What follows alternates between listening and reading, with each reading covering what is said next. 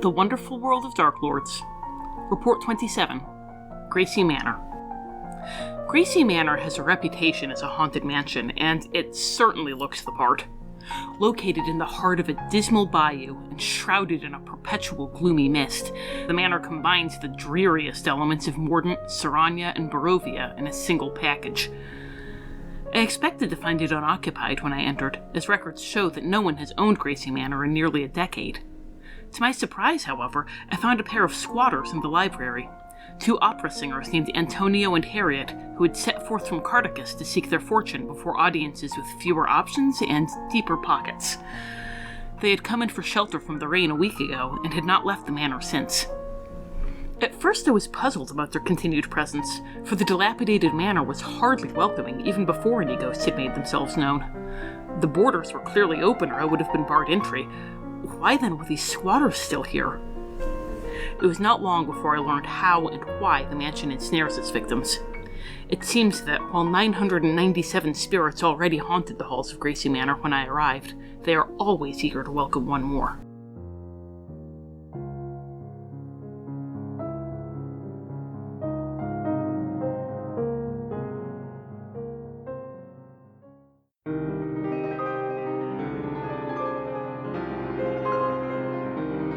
The Lord. With so many ghosts haunting Gracie Manor, the prospect of finding the Lord at its heart was daunting. The specter of William Gracie himself seemed like an obvious place to start. In my efforts to communicate with the spirits, however, I learned that while Gracie had certainly dabbled in necromancy, he was more of a victim than a villain. After the death of his beloved wife, Gracie had conducted seance after fruitless seance in an attempt to contact her, ultimately taking his own life in the hopes of joining her on the other side. Most of the ghosts he had summoned remained in the manor, beginning its transformation into the hotbed of supernatural activity it is today. The medium who summoned these haunts, Madame Leota, seemed like another potential culprit, and it was through her journal that I uncovered the truth. Apparently, one of her seances had drawn a malevolent spirit named Alistair Crump, whose grief at the death of his mother had led him to the occult. With his taste for dark magic and his hunger to punish all who had slighted him or his mother, he became an infernalist, debauching others in life and continuing to corrupt them after death. Crump manipulated Gracie into taking his own life, and today he continues to lure inhabitants of the mansion toward their deaths. Since he has a measure of control over every ghost who haunts it, each death increases his power, and he believes that gaining control over 1,000 haunts will free him from the house that is both his kingdom and his prison.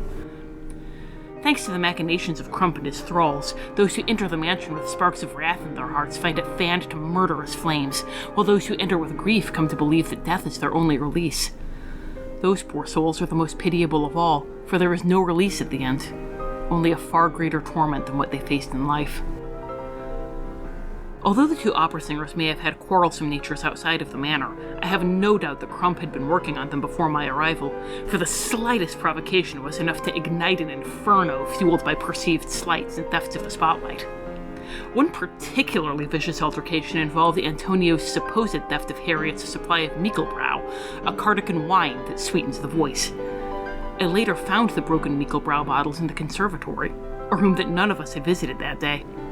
Something in the house wanted Harriet to believe that Antonio had stolen from her in order to stoke the fires of their rivalry to deadly heights.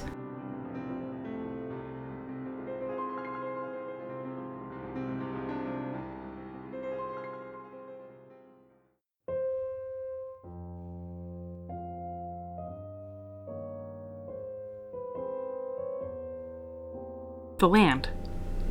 Thankfully, while the hauntings at Gracie Manor are numerous, they follow a predictable timetable.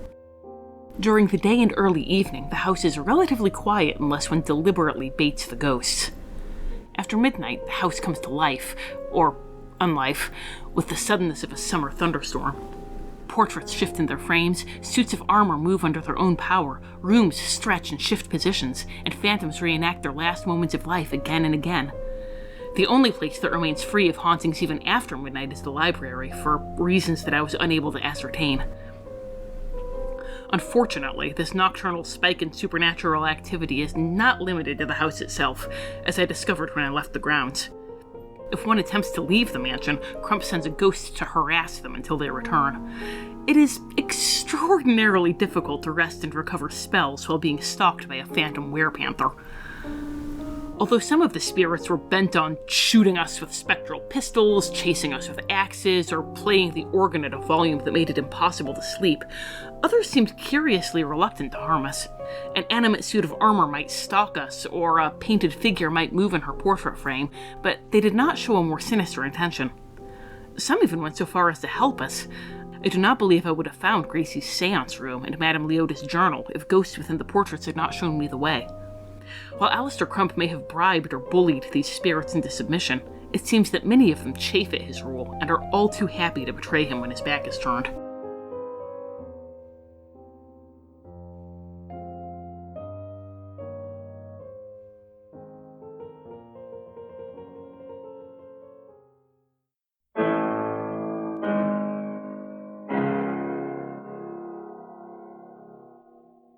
Dread possibilities. As the days ground past in Gracie Manor, my companions became increasingly peevish. For my part, I thought at first that the isolation was playing tricks on my mind, although I now know that I have Crump to blame. I caught glimpses of a black cat leading me down hallways, or heard my niece's voice calling my name. Whenever I followed, I would invariably find myself standing at the edge of a balcony, or on a staircase that was twisting itself upside down. On one particularly memorable occasion, I found myself standing at a door overlooking a room that had stretched to triple its original height. Had I stepped into it, I shudder to think of the distance that I would have fallen. These almost perfunctory attempts on my life were nothing compared to the endless mind games leveraged against my companions, however. Eldritch Sight revealed a near-constant aura of enchantment about them both, which may have explained why Antonio nearly stabbed Harriet with a kitchen knife when she remarked on his pitch. Events came to a head one evening as I pored over Madame Leota's journal in the seance room. Harriet entered, her hands slick and red, holding what I believed to be a wire taken from the piano in the music room. She snarled at me that I had always taken Antonio's side in their arguments. In truth, I had avoided them both as much as possible, and lunged for me with the wire stretched taut between her hands. For a single moment, her silhouette seemed to change as she rushed toward me, her ridiculous costume hat becoming flame-colored curls, her front teeth protruding rat-like over her lower lip, her dress taking on a green tinge. The thought of using my spells of escape, spells I have deployed readily on so many occasions, never occurred to me, nor did halting her in her tracks with hypnotic pattern. I have fled from far more terrible foes than Harriet with gaseous form, to the point where casting it is almost a reflex by this point, yet the only thing I could think to do was to attack her before she could reach me. I swear that I only intended to stun her with my Eldritch Blast. I swear it. But it struck all too true, and Harriet lay dead at my feet. I stared at her corpse in horror, then fled from the mansion, passing Antonio's bloodied remains on the way. No spirits followed me. Apparently, now that Alistair Crump had 999 souls, he was content to let me escape.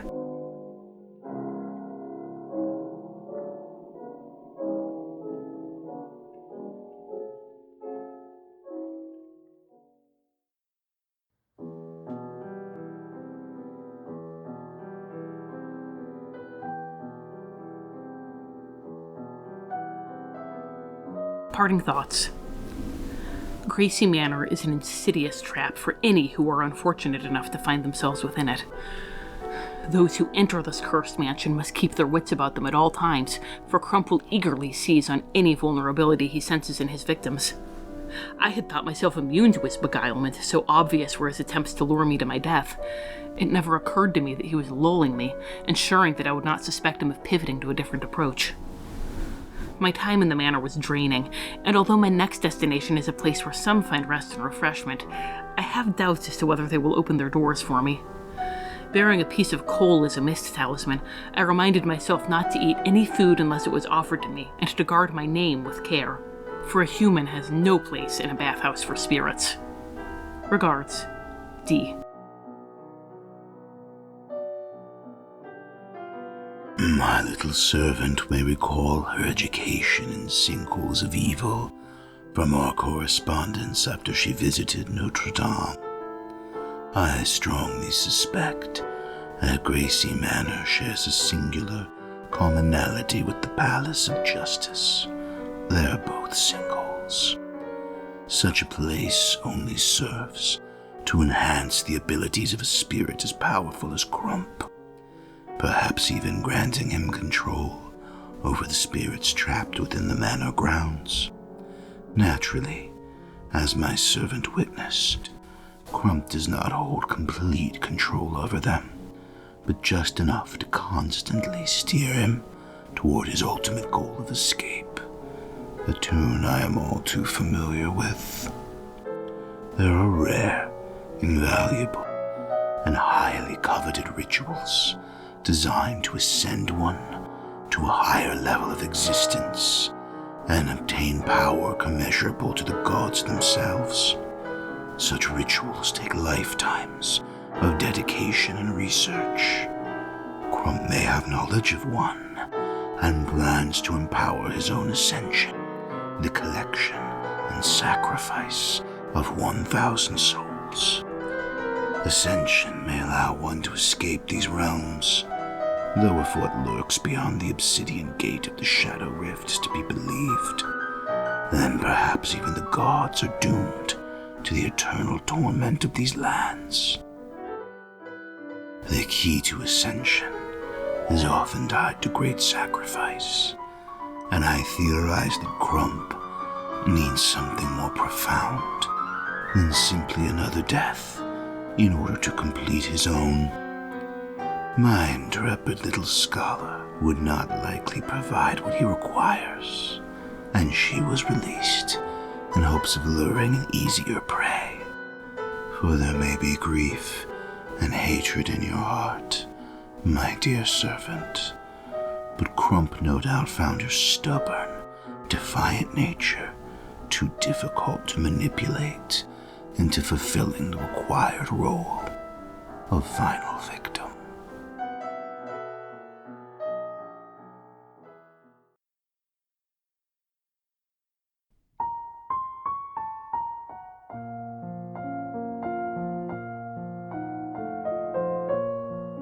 This has been The Wonderful World of Darklords. We have no affiliation with Disney or Wizards of the Coast. All music recordings used in this episode are in the public domain and were obtained through museopen.org. Titles and links are in the show notes. Dialogue for Yensid was written by Aslan Rex himself, who you can follow on Tumblr at Darklord Aslan. The Wonderful World of Darklords logo was designed by Haylight Jones. You can find links to their work in the show notes. If you'd like to support the show, look for us on patreon.com or find our tip jar on Red Circle. Thanks for listening.